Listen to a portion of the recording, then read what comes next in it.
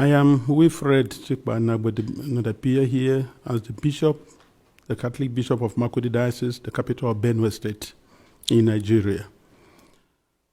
I am the shepherd of one of the 4 dioceses, Catholic dioceses in Benue. We have others, Anglican, Methodist, and Pentecostals, which sort of the Benue State has a population of about 6.1 million people, 2 million of whom are those under my care as the bishop of the diocese. Benue State is about 98% Christian, with very few Muslims living in towns. Nigeria and eventually my diocese and the state of Benue have become, in recent years, one of the most dangerous and insecure places for Christians.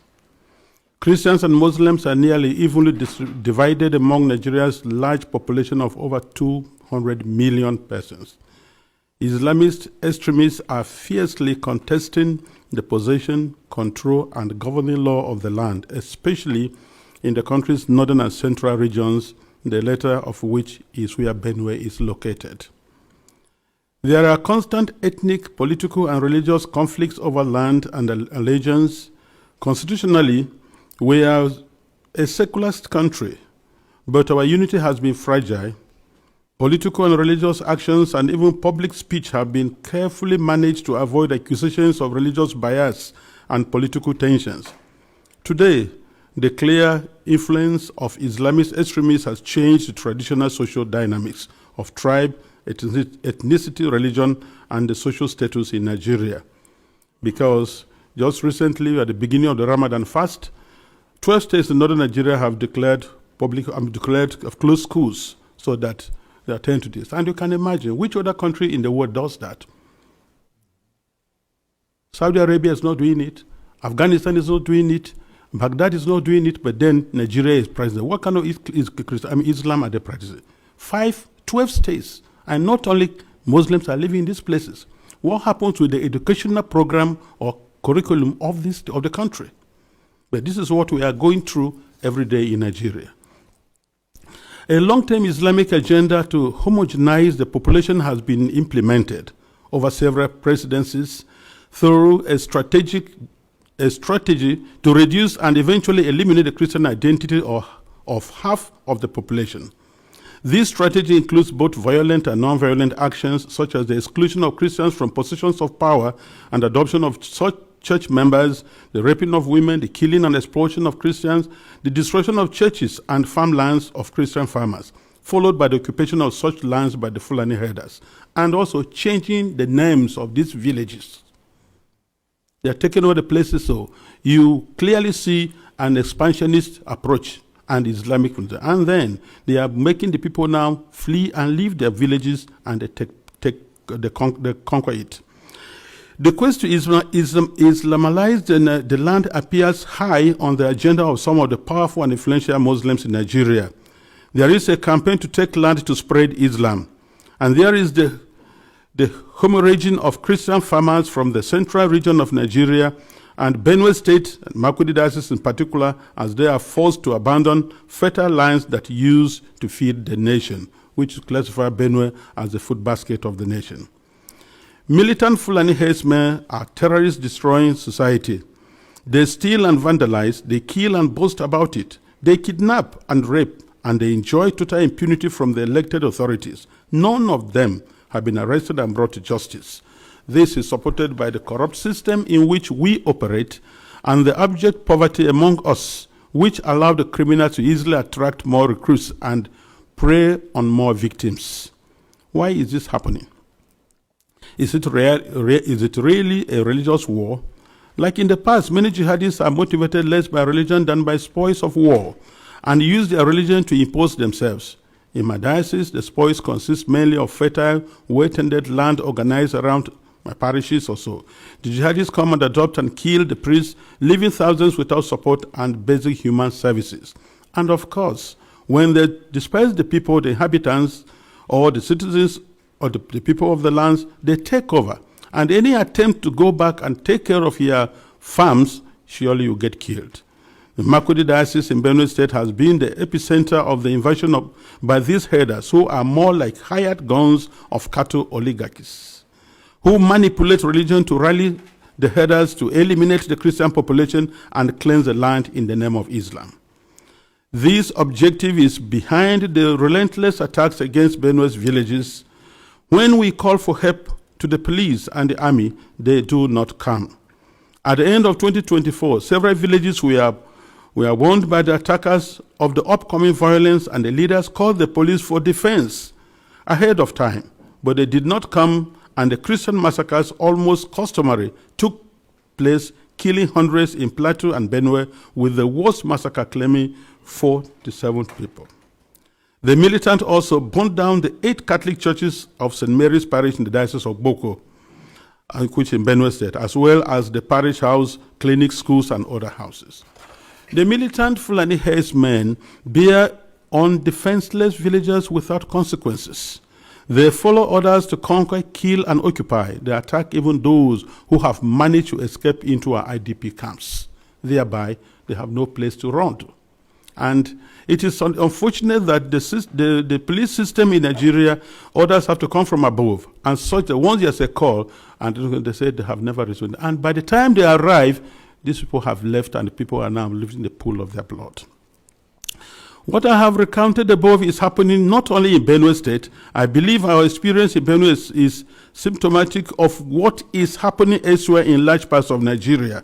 The experience of the Nigerian Christians today can be summed up as that of a church under Islamist extermination.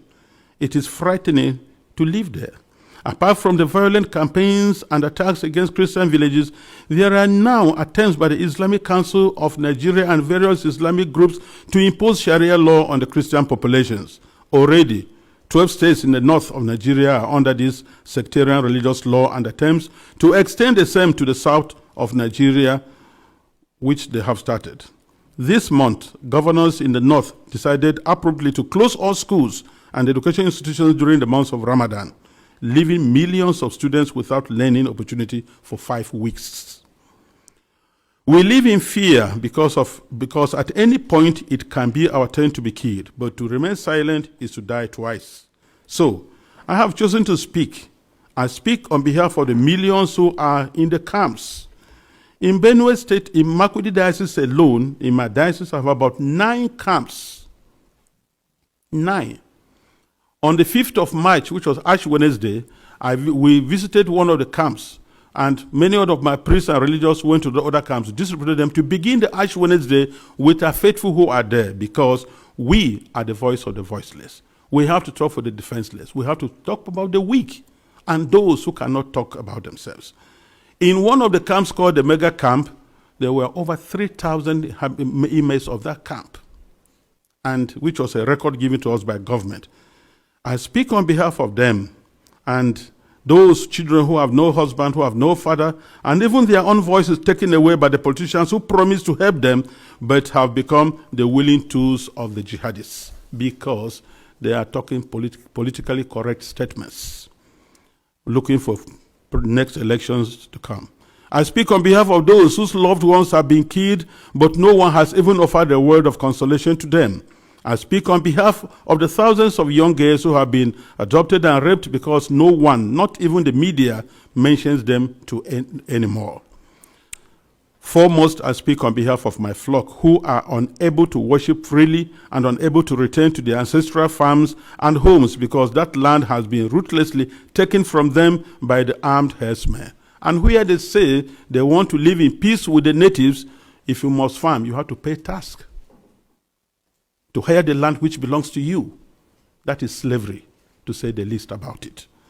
As prosperous Nigeria is in African continent, and I tell you, if there's outbreak of war in Nigeria, no country around us, Chad, Niger, Ghana, Guinea, Togo, no country can contain the population that will flee to these places. No country can be able to house over 5 million refugees. It's not possible because of that. And if 1 million refugees run to Chad and Niger, they'll collapse that country because there'll be no plan to take care of them. So we have to be very careful. Today, I urge you all to use every means within your mandate to start developing a strong and good relationship with Nigeria, where you know that when you speak of human dignity, You are also speaking of the same God-given right you believe is unalienable. Consider that Nigeria can be your ally, but it cannot be one where half the population is in the process of being murderously eliminated. Work with us, the churches, and other Nigerians of goodwill. We are working for a peaceful and prosperous society, and our desperate plight has been set aside U.S. foreign policy for too long, to the cost of thousands of lives. Concretely, I request and I plead, I ask you to redesignate Nigeria as a country of particular concern.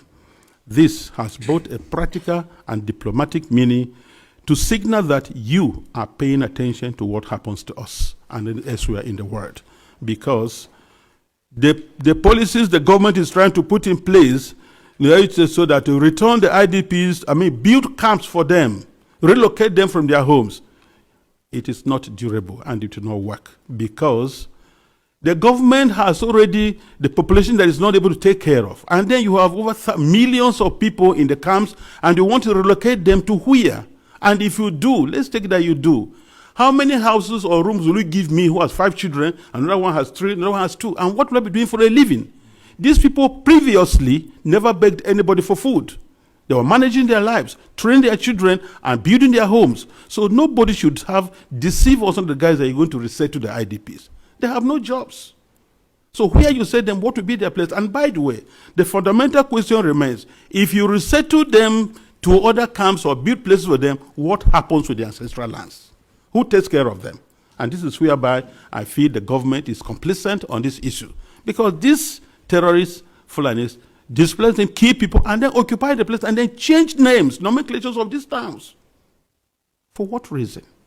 So we want to let the people go back to their homes and help for them to rebuild their lives. I implore this august body to insist on the return and rehabilitation of all the IDPs to their ancestral lands, and not to relocate them to other constructed camps elsewhere, which is an invented solution now being pushed in the Benue state government. And I tell you, Nigeria government can do that once they have to be accountable. Because I know Nigeria, under the auspices of ECOMOG, was able to reinstate constitutional government in Sierra Leone and Liberia. And they can do that now. We have the capacity, but because the leaders that are not prepared. And I think that's whereby I look, it's not just conspiracy of silence, it is aiding, abetting, and supporting these terrorists to keep doing their work. This is my plea. Thank you very much for this attention.